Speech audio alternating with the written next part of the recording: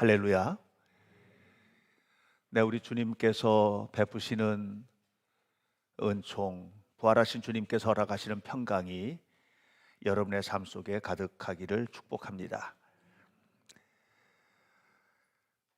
우리는 하나님을 믿는 사람들입니다.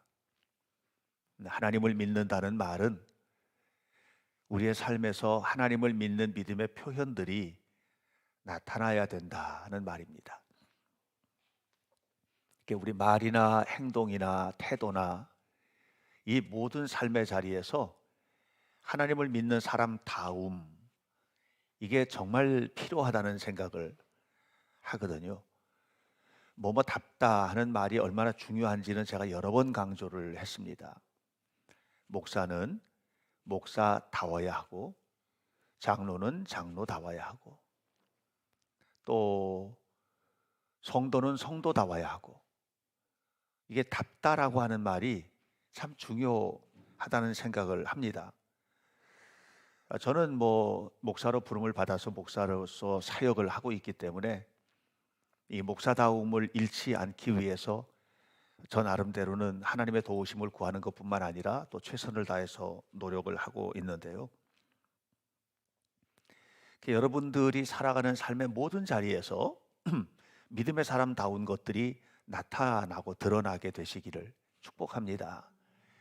비단 교회에서뿐만 아니고요, 가정에서도 교회 다니는 믿음 생활을 하는 남편답게, 또 믿음의 삶을 살아가는 믿음을 가진 아내답게, 이런 것들이 우리에게는 정말 필요하거든요. 사도행전 16장을 보면 사도 바울이 감옥에 갇혔습니다. 복음을 전하다가 감옥에 갇힌 거예요. 감옥에 갇혔는데 엄청나게 매맞고 두 손과 발이 묶여서 감옥에 갇힌 그 밤에 하나님께서 역사하셔서 이 풀려나는 은혜가 임하게 됩니다. 창고도 풀리고 감옥문도 열리고, 그런 모든 모습들을 보고 있던 간수가 바울을 찾아와서 이렇게 말합니다. 어떻게 하면 당신처럼 살 수 있습니까? 이렇게. 성경은 내가 어떻게 하여야 구원을 얻으리까, 이렇게 표현되어 있습니다. 근데 저는 다르게 좀 들려요. 그게 어떻게 하면 당신처럼 살 수 있습니까?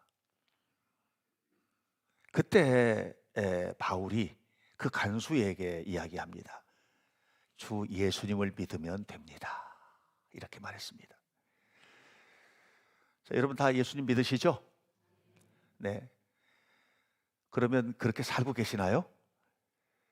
조금 아까 아멘 하실 때는 목소리가 엄청 컸는데 그렇게 살고 계시나요? 하고 다시 묻는 데는 다 묵묵부답이신 것 같아서 좀 안타깝기는 한데, 여러분 믿음으로 구원을 누린다는 것은 그게 여러분 단순하게 예수 믿고 믿음으로 살면 죽으면 천국 간다는 걸로 이렇게 단순하게 도식을 만들지 마세요. 예수님을 믿고 구원을 받는다는 것은 예수님처럼 사는 겁니다. 저는 여러분들의 삶에 이와 같은 아름다운 모습들이 나타날 수 있기를 축복합니다. 요한복음 6장을 읽다 보면 이제 떡에 관한 얘기가 나옵니다. 예수님께서 오병이어 기적을 일으키셨거든요. 오병이어의 기적을 일으키시고 난 다음에 사람들이 그 놀라운 기적을 본 다음에 사람들이 따라와요. 따라오면서 예수님께 묻습니다. 사람들이 놀라운 걸 봤습니다. 나도 주님을 따르고 싶습니다. 어떻게 하면 하나님의 일을 할 수 있나요? 이렇게 물었습니다. 그때 예수님께서 대답을 하셨습니다. 이렇게 대답하셨습니다. 제가 그대로 읽어드리도록 하겠습니다. 예수께서 대답하여 이르시되 하나님께서 보내신 일을 믿는 것이 하나님의 일이니라. 아멘 하세요. 네. 자, 하나님께서 보내신 일을 믿는 것이 하나님의 일이다. 여러분 이걸 좀 깊이 새겨 들으셔야만 합니다. 하나님을 믿는 사람은, 예수님을 믿는 사람은요, 그냥 살아가는 게 하나님의 일입니다. 삶의 모든 부분에서 내가 하는 일이 하나님의 일이 되는 겁니다. 직장을 가든 어디에서 다른 일을 하든 그 자리가 하나님이 지켜보고 계시고 또 하나님이 부르셔서 이곳에 세워놓으신 바로 그 일입니다. 그래서 하나님을 믿는 사람들은 어디 가서든지 하나님의 일을 합니다. 가정주부가 가족들을 위해서 밥을 할 때도 믿음의 마음을 가지고 하나님이 나를 이렇게 보내셨으니 맛있는 밥을 만들어서 우리 가족들을 행복하게 해야지, 하나님의 일이 되는 겁니다. 아이들이 공부를 할 때도 내가 열심히 공부해서 하나님께서 기뻐하시는 일을 해야지, 내가 최선을 다해서 이 사회를 위해서, 역사를 위해서 기여할 거야, 작은 일이라도 그렇게 살아가야지, 나는 하나님을 믿는 사람이니까, 그러면 그가 하는 공부도 하나님의 일입니다. 저는 어디에 있든지 하나님의 일을 하는 사람이고 싶습니다. 그리고 제가 현대교회 목사로서 우리 교회 성도들에게 기대하는 것도, 우리 성도들이 어딜 가서 무엇을 하든지 하나님의 일을 하는 성도이기를 축복합니다. 그러니까 이렇게 하나님을 믿으면 하나님의 일을 하게 되고, 하나님의 일을 한다는 것은 아름다운 열매를 맺는 것인데, 그런데 비난받잖아요. 비난을 받거든요. 예수 믿는 사람들이, 교회 다니는 사람들이 왜 저러는지 모르겠어, 이렇게 합니다. 그러니까 믿기는 하는데 교회는 다니는데 믿는 사람답지 않은, 또 교회 다니는 사람 같지 않은 이런 모습이 보인다는 얘기잖아요. 저는 절대로 그럴 수 없다고 생각합니다. 절대로 그럴 수 없다. 절대로 그럴 수 없다고 생각합니다. 하나님을 믿는데 어떻게 열매가 안 맺어집니까? 말이 되는 소리입니까, 그게? 하나님을 믿는데 어떻게 하나님 믿는 사람답지 않게 삽니까? 그건 말이 안 되는 거예요. 거기는 두 가지예요, 두 가지. 하나는 뭐냐? 하나님을 믿기는 하는데 아직 성숙되지 않은 미숙해. 태어나기는 했는데 아직 어린 아기와 같은, 철없는. 근데 교회를 다니는 거, 교회 다니면서 천국이나 가면 되지 뭐 하는 이 철없는 말을 하는 수준, 이런 수준에 있거나, 아니면 교회에서 다녀서 교인은 됐는데 하나님을 믿지는 않거나, 둘 중에 하나 아니겠습니까?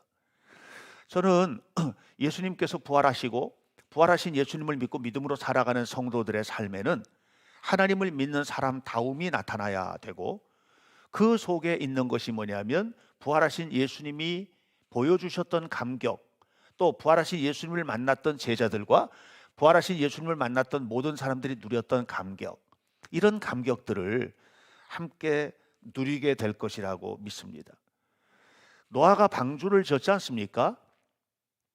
방주의 규모가 얼마나 큰지 여러분 그냥 쉽게 가르쳐 드릴게요. 쉽게. 우리 교회 1층부터 4층까지 교회가 있죠. 이 교회 건물 10개를 이어놓으면 그 방주 하나 나온다, 이렇게 보시면 됩니다. 그 정도 규모가 됩니다. 굉장히 크죠. 3층으로 방주를 지었습니다. 자, 그런데 그 방주를 지은 시기가 기가 막힙니다. 지금처럼 전기톱, 그 다음에 아주 훌륭한 연장들, 이런 것들을 가지고 있던 시대가 아니에요. 그런 시대가 아니고요. 성경을 읽다 보면 왕이 철루된 무기, 이게 철기 시대의 무기예요. 철루된 무기를 가지고 있었던 것이 사울 왕 시대입니다. 그 전에는 그런 것도 없었던 거예요. 그러니까 그때부터 까마득하게 거슬러 올라가셔야 돼요. 까마득하게. 그건 도구라고 하는 게 진짜 변변치 않은, 그 우리 국립중앙박물관에 가면 밀개 뭐 이런 거 있거든요. 집게 이런 거 있는데 이런 도구를 가지고 만들지 않았을까? 이런 생각이 드는 겁니다. 그런데 100년 동안을 만든 겁니다. 100년 동안을. 놀랍지 않습니까? 어떻게 100년 동안 그 어마어마한 배를, 그 고생스러운 일을 했을까요? 딱 하나입니다. 하나님의 말씀이 반드시 이루어진다고 믿었기 때문입니다. 여러분, 믿음이라는 게 그런 겁니다. 믿으시기 바래요. 하나님의 살아계심을 믿으셔야 해요. 내 삶에는 왜 역사가 안 나타나냐고요? 안 믿으시니까. 진짜 믿지를 않고 있는 거예요. 왜 최선을 다하지 않고 있느냐고요? 여러분들이 믿으셔야 되는 거예요. 믿으면 열매를 거두게 되어 있어요. 믿으면 나타나게 되어 있어요. 믿으면 삶이 바뀝니다. 하나님 앞에 진짜로 믿으면 내가 가야 할 길, 서야 할 길, 해야 할 일이 뭔지가 정확하게 보입니다. 그러니까 믿어야 되는 거예요. 믿으시기를 주님의 이름으로 축복합니다. 오늘 성경 말씀은 부활하신 예수님을 믿었던 사도 바울에게 나타났던 아름다운 일들이 기록되어 있습니다. 사도 바울이 사실은 하나님을 잘 믿었죠. 하나님을 잘 믿었어요. 그런데 예수님을 믿지는 않았습니다. 그 얘기는 무슨 얘기냐? 하나님을 잘 믿었는데 머리로 알고 있는 대로만 믿은 거예요. 머리로 알고 있는 대로 믿는 것은요, 그거는 그냥 인정을 하고, 그리고 하나님이 계시다는 것을 인정을 하고, 또 뭐 할 수 있는 것은 하고 못하는 건 못하고, 뭐 이렇게 우리가 얼마든지 우리의 행위로서 드러낼 수도 있습니다. 그런데 사도 바울은 머리로 알고 있는 것도 완벽하게 했습니다. 그런데 나중에 예수님을 만나게 되죠. 그리고 난 다음에 부활하신 예수님을 만난 다음에는 머리로 알고 있는 것이 아니라 머리로 알고 있는 것이 가슴에 불을 지른 거예요. 머리로 알고 있는 것 가슴에 불이 질러지니까 그 다음에는요, 이게 완전히 다른 사람이 됩니다. 사도 바울이 이 로마 교회에 편지를 보내면서 서론 부분에 그가 어떤 사람으로 살았는지를 보여주고 있어요. 그러면서 우리에게 이렇게 살았으면 좋겠다 하는 것을 지금 메시지로 제공을 해주고 있어요. 첫 번째, 사람을 만날 때 모든 만나는 사람이 감사의 대상인가? 이게 첫 번째 질문입니다. 1장 8절 사도 바울이 이렇게 말합니다. 먼저 내가 예수 그리스도로 말미암아 너희 모든 사람에 관하여 내 하나님께 감사함은 한 번 보지도 않은 사람입니다. 바울은 로마에 가본 적이 없어요. 그냥 로마에 가고 싶은 거예요. 지금 가서 하나님의 일을 하고 싶은 거예요. 이런 상황입니다. 근데 그들을 바라보면서 뭐라고 그러냐면 너네들이 있어서 정말 고맙다 이렇게 이야기하는 겁니다. 여러분, 늘 만나는 사람, 늘 함께하는 사람, 우리 가족, 내 아내, 내 남편 감사의 제목이 되셨으면 좋겠어요. 예수 믿는 사람은 그게 감사의 제목이 되는 거거든요. 옛날에는 바울이 안 그랬습니다.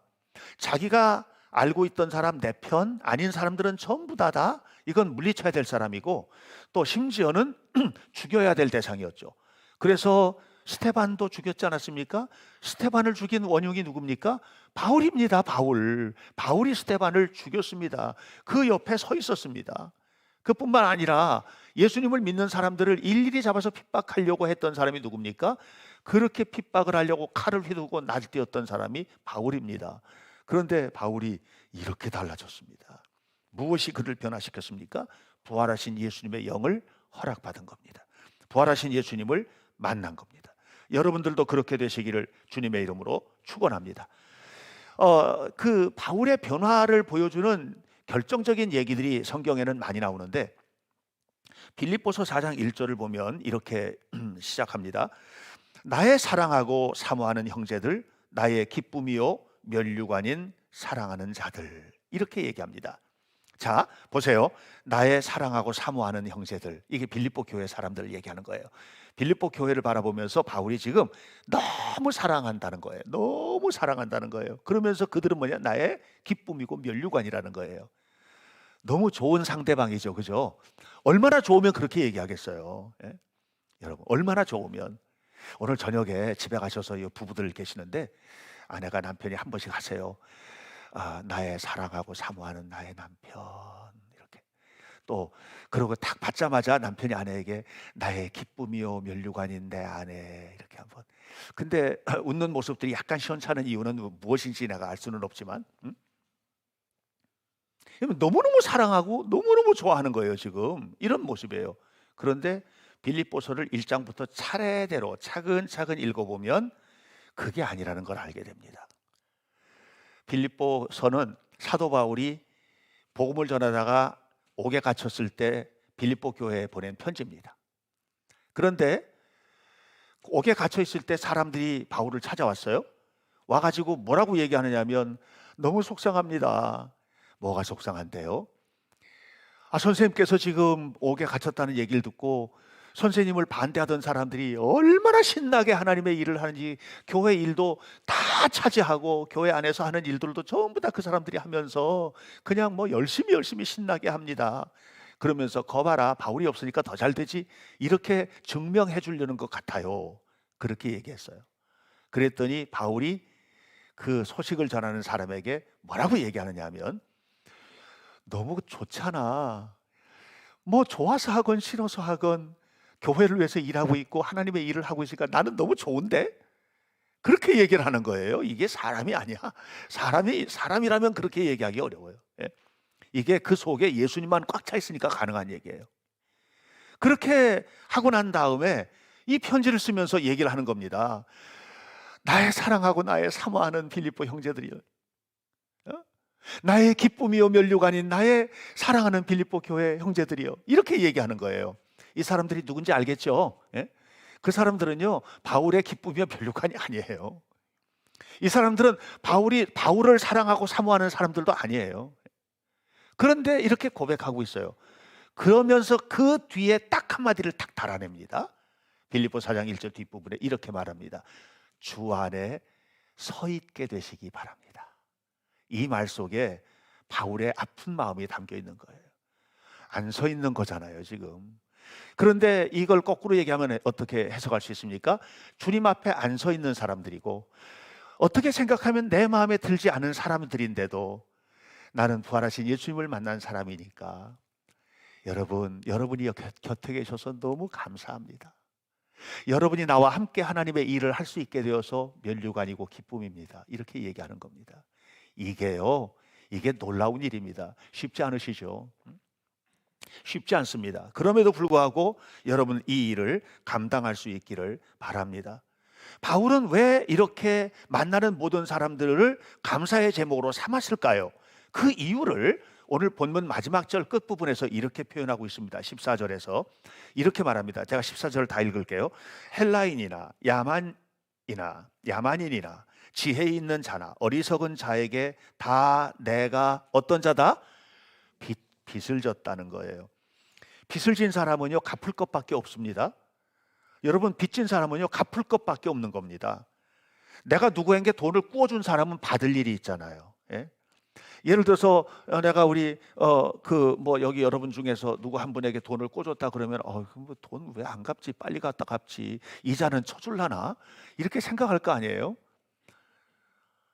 그런데 내가 여러분들에게 돈을 빌렸더라면 언제 갚아야 되나? 이렇게 할 것 아닙니까? 바울은 지금 사랑을 그 관점에서 이해를 하는 거예요. 나는 주님의 사랑을 너무 많이 받아서 모든 사람에게 빚을 졌기 때문에 나는 사랑하는 것 말고는 할 수 있는 일이 없는 사람이라는 거예요. 이게 빚진 자 의식입니다. 여러분들도 그런 의식으로 살아가시기 바래요. 사업을 하시는 분들도 사람들에게 음식을 팔던 우리 김종덕 권사님처럼 뭐 가구를 제공을 하던 이게 빚을 갚는 마음으로 하세요. 내가 하나님께 진 빚이 너무 크니까 내가 갚을 수 있는 일이라고는 이거 잘 만들어서 빚 갚아야지. 맛있게 음식 대접해서 빚 갚아야지. 이렇게 하세요. 여러분들이 교회 와서 교회에서 봉사를 할 때도 빚 갚는 심정으로 하는 겁니다. 하나님 앞에 받은 심정이 얼마나 크니까 내 안에 계신 부활하신 그리스도의 은혜로 나는 지금 이걸 하나님 앞에 다시 갚아드리는 것이다. 이런 마음으로 사는 사람은요, 만나는 모든 사람이 감사의 제목 아니겠습니까?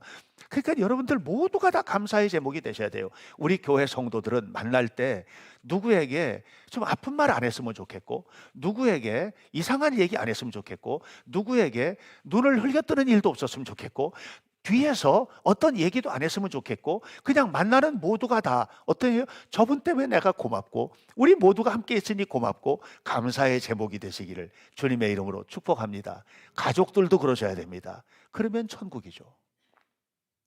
두 번째로 부활하신 예수님을 만난 바울에게 바뀌어진 부분입니다. 놀랍게 바뀌어진 부분입니다. 8절 뒷부분에 내가 하나님 앞에 감사한다. 왜냐하면 너희 믿음이 온 세상에 전파되었기 때문이다. 12절 이는 내가 곧 내가 너희 가운데서 너희와 나의 믿음으로 말미암아 피차 위로를 얻으려 합니다. 안위함을 받게 하려 합니다. 이렇게 이야기를 하고 있습니다. 이 얘기가 무슨 얘기냐면 바울은 지금 로마 교회 교인들에게 이렇게 얘기하는 거예요. 야, 내가 너희들 보니까는 너무너무 너희들이 믿음 생활 잘하고 있다는 소식을 듣고 있어. 근데 가만히 찬찬히 읽어보면 꼭 그런 것만은 아니에요. 뭘 보고 아느냐면 이렇게 이제 보면 너희들이 지금 그 신앙생활을 하는데 너희들이 아직도 좀 미숙한 부분이 있어서 11절에 내가 너희들에게 믿음을 나눠주고 또 신령한 은사를 나눠줘서 더욱 견고하게 하고 싶다, 이 얘기 하잖아요. 그러니까 너희 믿음이 온 세상에 전파되었다 이렇게 얘기하는 것은 살짝 뻥이 아닐까? 이런 생각도 좀 들어요. 이제 제가 보는 관점이에요. 이런 생각도 드는 부분이 있어요. 그럼에도 불구하고 사도 바울은 로마 교회를 이렇게 칭찬하고 있는 겁니다. 미숙하지만 네가 할 수 있는 수준에서 최선을 다하고 있는 게 멋있다. 네가 할 수 있는 수준에서 최선을 다하고 있는 모습이 아름다워. 이렇게 칭찬하고 있는 겁니다. 그러면서 나는 내가 너희들에게 가서 너희들 만나고 싶은데 너희들 만나면 나는 너희들 때문에 내가 위로받고 싶어. 내가 위로해 주는 게 아니라 너희들 때문에 내가 위로받고 싶어. 이렇게. 그리고 나도 너희를 위로하고 싶고, 이렇게 서로 칭찬하고 격려하고 하는 이야기를 하는 겁니다. 너무 아름다운 얘기죠. 제 아내가 그 그림을 그리거든요. 요즘에 그림을 그립니다. 근데 이제 첫날 갔다 오더니 뭘 막 하더라고요. 열심히 뭘 하는데 보니까는 이제 그 미술 연필 가지고 색칠하는 걸 10개도 칠하고 두껍게도 칠하고 뭐 이렇게 하면서 연습을 막 하더라고요. 그러더니 어느 날 드디어 작품을 하나 가져왔습니다. 그리고 저한테 보여줬습니다. 작품을 보여주면서 이건 내가 오늘 그린 그림이라고, 좀 어떻게 보이냐고. 그래서 제가 신랄하게 평가를 해줬습니다. 네. 신랄하게 평가를 해줬다는 말의 의미를 아시는 분들은 살짝 미소를 띠시고, 그것도 모르시는 분들은 여전히 묵묵부답으로 엄숙하게 앉아 계시는 것 같은데요. 진짜 신랄하게 제가 잘 평가를 해줬는데요. 그 다음부터는 그림에 대해서 저한테 한마디도 안 했습니다. 왜냐하면 너무 신랄하게 평가를 해줬기 때문이죠. 근데 왜 뭐 그림을 그려도 뭐 이렇게 얘기도 안 하고 그러더라고요. 그런데 어느 날 이렇게 하는 걸 보고선 제가 옆에 있다가, 와, 엄청 발전했다. 이게 선생님보다 더 잘 그린 것 같은데? 그랬더니 선생님 그림보다 자기는 잘 못 그린다는 거예요. 아니야, 진짜 잘 그린 것 같은데? 그랬더니 선생님 그림 봤냐는 거예요. 못 봤지. 그랬더니 선생님 그림을 보여주는 거예요. 옆에 보여줘서 그거 보면서, 거봐, 선생님보다 훨씬 잘 그렸어. 진짜 잘 그렸다. 그랬더니 이거는 이렇게 그리는 거고 저건 저렇게 그리는 거고 하면서 그냥 종달새가 지지배배 하듯이 계속해서 얘기를 하는 거예요. 전에 제가 진짜 정확하게 평가를 내줬을 때는 아무 말도 안 하던데, 진짜 그런 것처럼 이렇게 평가를 내려줬더니, 무슨 얘기입니까? 칭찬이 사람을 성숙시키는 거예요. 칭찬이 관계를 아름답게 만드는 겁니다. 우리가 이렇게 그 사람이 밥을 먹고 살죠. 밥을 먹고 살지 않습니까? 그리스도인들은 하나님의 말씀을 먹어야 살지 않습니까? 그렇죠? 칭찬을 먹어야 성숙해지는 거예요. 아이들도 너무 야단치지 마세요. 칭찬을 먹어야 성숙해지는 거예요. 잘한다고 얘기해 주세요. 피차 안위함을 받는 거예요. 그렇게 칭찬을 하고 그런 속에서 자라나는 아이들은 나중에 어떻게 크느냐 하면 부모를 칭찬하고 감사하고 사랑하는 아이가 되는 거예요. 그렇지 않고 맨날 야단만 맞고 지적만 당하고 큰 사람들은 커서도 부모를 지적합니다. 엄마가 이래서 이렇고 아빠가 이래서 이렇고 지적당합니다. 여러분, 그때는 감당이 안 됩니다. 절대적으로 감당이 안 됩니다. 비판과 지적은 사람을 긴장하게 만듭니다. 이런 거 잘하는 사람이 있어였고, 그럼 그 사람 앞에 설 때는 긴장해야 됩니다. 왜냐하면 무슨 지적을 당할지 모르는 거예요. 이게 무슨 손가락질을 당할지 모르는 거예요. 말도 조심하게 됩니다. 여기서 말을 하는데 뒤에 가서 무슨 일을 할지 모르는 거예요. 또 이런 상황이 되는 겁니다. 그러나 그렇게 해서는 안 됩니다. 칭찬이 성장하게 하는 힘이다. 저는 부활하신 예수 그리스도를 만난 사도 바울이 지금 오늘 얘기하는 것처럼 너의 믿음이 온 세상에 전파되었다, 이 말 한마디가 그들에게 얼마나 큰 힘이 되었겠어요. 예? 바울과 같은 사람이 편지를 보내면서 이렇게 칭찬을 해주는 얘기를 했을 때 얼마나 큰 위로가 되고 힘이 되었겠습니까? 저는 여러분들 모두가 다 교회에 대해서도 그렇고 서로에 대해서도 그렇고 부활하신 주님의 영으로 허락받은 우리가 살아가는 삶의 자리는 칭찬으로 가득하게 되기를 바랍니다. 어떤 사람이 이제 얘기를 하는데 한국 교회가 이렇고 저렇고 비난을 하는데 얘기를 듣다 보니까 여러분 그런 얘기 많이 들으셨을 거예요. 한국 교회가 어쩌고 저쩌고. 그런데 그게 전부 다 맞는 말인 거예요. 맞는 말이거든요. 예? 목사가 뭐 어쩌고 저쩌고 하는데 진짜 수긍이 가는 얘기란 말이에요. 틀린 얘기를 하는 게 아니에요. 예? 교회 다니는 사람들이 하고서 얘기를 하는데 그런 얘기들이 전혀 근거 없는 얘기를 하는 게 아니고요. 다 맞는 얘기를 한단 말이에요. 다 맞는 얘기를.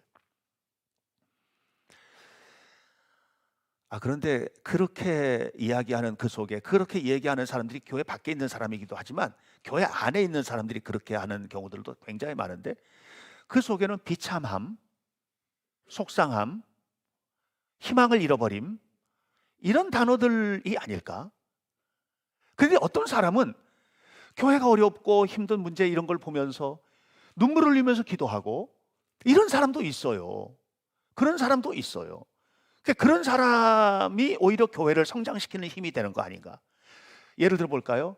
아이가 문제를 일으켰을 때 그 아이가 일으킨 문제를 지적하면서 그냥 야단치고 하는데 그 속에서 성장할 동력을 얻는 게 아니라 아이가 문제가 되는데 가만히 보니까 우리 엄마는 밤마다 자기를 위해서 기도하고 있는 거야, 울면서. 보니까는 그냥 엄마가 항상 하는 걸 보면 자기를 위해서 격려하고 위로하고 힘을 주고 기도하고 그럼 어느 순간인가는 뭐냐, 이게 내가 엄마를 위해서라도 이렇게 살면 안 되겠다, 이런 게 느껴지는 게 아닌가요? 저는 우리 교회도 그랬으면 좋겠다는 거예요. 우리 교회도 울며 기도하는 사람이 더 많았으면 좋겠다. 문제점을 정확하게 지적하는 사람보다 필요해요. 왜냐하면 알아야 바꾸고 또 뭔가 새롭게 이렇게 살아야 되는구나 하는 걸 알 수 있는 부분이 있기 때문에 필요하단 말이에요. 그러나 정말 더 많은 경우에 기도하고 울고 안타까워하고 가슴을 부둥켜 안고 이런 사람들이 더 많았으면 좋겠는 거예요. 제가 얼마 전에 최상미 성도에게 문자를 받았어요. 최상미 성도가 직접 할 수가 없으니까 남편이 문자를 보낸 거예요. 그분이 이제 교회를 나오다가 못 나오셔가지고 너무 안타까운 거죠, 저는요. 근데 왜 그렇게 됐을까? 속상하고 안타까운 것만, 교회 안 나오는 것에 대한 서운한 마음은 하나도 없고요. 그래서 그냥 계속 기도했어요. 근데 문자가 온 거예요. 2월 달서부터 너무 심해져서 병원에 입원해 있다고. 그러면서 하는 얘기가 온라인으로 예배를 계속 드리고 있다고. 제가요 너무너무 감사했습니다. 너무너무. 제가 마지막 그분하고 통화했을 때 그랬거든요. 저는 저한테 전화도 하지 마시라고 그랬었거든요. 근데 그 얘기를 들을 때 너무 고마운 거예요. 교회에 오랫동안 나오지 못하다가 교회 나오시는 분들이 요즘에 우리 교회에 여러 분 계세요. 그분들을 위해서 기도했던 기도들이 끊임없었습니다. 저는 그랬습니다. 저는. 사랑하는 여러분, 우리가 우리의 입술 속에서 부활하신 예수님의 영을 허락받은 우리가 이 교회가 아름다운 공동체가 되고 또 우리 가정이 행복한 가정이 되고 우리의 삶이 아름다운 삶이 될 수 있기 위해서 우리에게 정말 필요한 것은 뭐냐 하면 칭찬과 격려와 위로입니다. 이 일이 더 많아지기를 축복합니다. 마지막으로 바울에게서 달라졌던 거예요. 그건 뭐냐 하면 가는 곳마다 바울이 아름다운 열매를 맺는 거예요. 뿐만 아니라 바울을 만났던 사람들도 함께 열매를 맺는 거예요. 향기로운 삶의 열매를 막 맺게 되는 거예요. 13절 보겠습니다. 형제들아, 내가 여러 번 너희에게 가고자 한 것을 너희가 모르기를 원하지 아니하노니 이는 너희 중에도 다른 이방인 중에서와 같이. 여기서 다른 이방인은 뭘 말하느냐면 예수를 믿는 이방인이었다 예수 믿은 사람들이에요. 열매를 맺게 하려 함이로되 그랬습니다. 바울은 지금 가서 열매 맺는 일을 돕고 싶은 거예요. 우리도 그렇게 살았으면 좋겠습니다.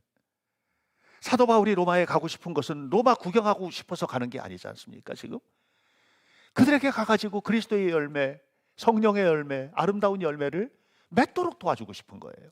이게 바울의 마음입니다. 저는 여러분들도 그런 마음으로 하나님 앞에 살아가시기를 바랍니다. 만나는 사람이 내가 툭 던지는 말 한마디 때문에 위로를 받고 힘을 얻을 수 있도록. 근데 이런 게 있어요. 나는 위로한다고 던지는데 상대방은 그것을 아픔으로 받을 수도 있어요.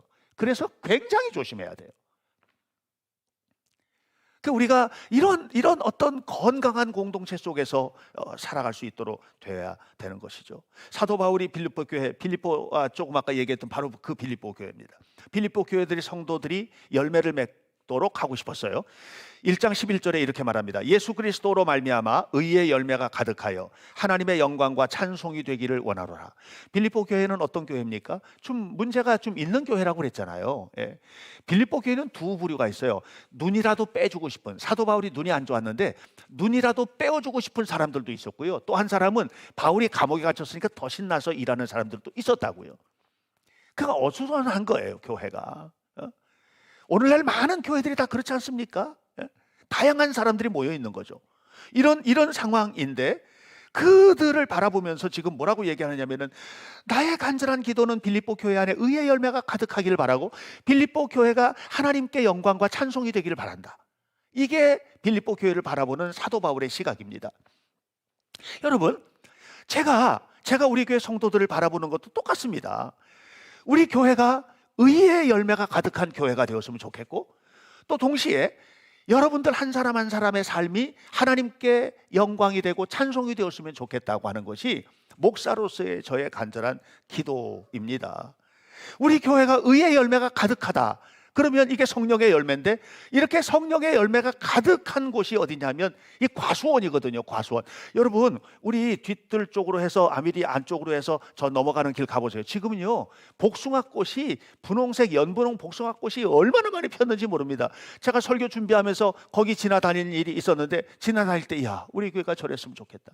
저게 이제 조금 있으면 전부 다 복숭아 열매가 열리겠지. 와, 복숭아 과수원. 우리 교회는 성령의 열매 과수원. 야, 우리 교회는 성령의 열매 과수원. 이랬으면 좋겠다. 그러면 그냥 전부 다 지금 얼굴들이 활짝활짝 꽃 펴야지 되지 않겠습니까? 우리 성도들의 가정들도 아름다운 열매의 과수원. 그랬으면 좋겠다. 갈라디아서에 나와 있는 것처럼 성령의 열매는 사랑과 희락과 화평과 인내와 자비와 양성과 충성과 온유와 절제니, 그 다음에 뭐라고 했어요? 이 같은 것을 금지할 법이 없느니라. 여러분, 성령께서 임하시면 열매 맺는 것을 누가 막아요? 지금 봄바람이 부는데 어떻게 복숭아 꽃 피는 걸 누가 막아요? 꽃이 폈는데 열매 맺는 걸 누가 막아요? 아무도 못 막는 겁니다. 이러한 것을 금지할 법이 없느니라. 성령께서 여러분 안에 계시면 만나는 사람들이 다 아름다운 사람들입니다. 성령의 열매 맺고 예수님의 부활의 영이 나와 함께 하시는 사람들은, 만나는 사람들에게 나오는 말이 칭찬과 격려와 축복의 말이 나오는 겁니다. 그럴 수밖에 없습니다. 그리고 그 속에 열매가 맺어지는 거예요. 그 열매는 황홀하고 화려하고 신비한 열매가 맺어질 것입니다. 우리의 생각으로는 이해할 수 없는 열매들도 맺어질 것입니다. 우리 안에 기쁨과 감사의 열매들도 맺게 되겠지만은 삶의 구체적으로 맺어지는 열매도 있을 것입니다. 신비하게 몸이 치유되고, 신비하게 사업의 길들이 열려지고, 신비하게 하나님의 역사가 나타나고, 신비롭게 하나님의 영광이 풍성하게 임하는 이와 같은 아름다운 성령의 열매의 역사가 나타나게 되시기 축복합니다. 부활하신 주님의 영이 우리 가운데 임해야 됩니다. 부활하신 주님의 영이 우리 안에 임하시고, 부활하신 주님을 바라보고 살 때 주께서 주시는 은혜입니다. 여러분 모두의 삶 속에 부활하신 주님의 은총이 충만하시기를 간절히 축원합니다. 기도하겠습니다. 살아계신 하나님의 은혜를 감사합니다. 생명 주신 주님께서 우리와 함께하여 주시기를 간절히 원합니다. 부활한 예수님을 만났던 사도 바울의 삶 속에 나타났던 거룩한 변화들이 우리 성도들의 삶에도 나타나게 하시고 하나님의 영광이 드러나게 하옵소서. 예수님의 이름으로 기도하옵나이다. 아멘.